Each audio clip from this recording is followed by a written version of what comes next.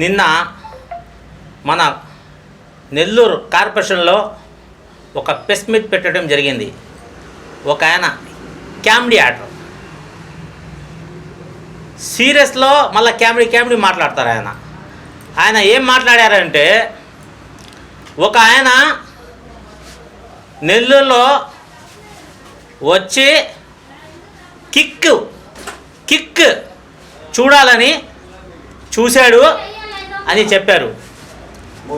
అయ్యా, మీకే చెప్తున్నాను, మీరు ఎవరికి చెప్పారో ఆయన అని నేను మీకు చెప్తున్నాను.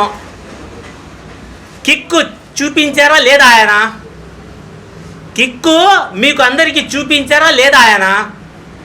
కిక్కు ఉంది కాబట్టే కదా 43 కార్పొరేటర్లకి మీరు గోవాకి తీసుకెళ్ళిపోయింది. అధికారంలో ఎవరు ఉన్నారు? మేమున్నామా? మీరు ఉన్నారా? మీరు ఉన్నారు. అధికారంలో ఉండి కూడా మీరు భయపడారు.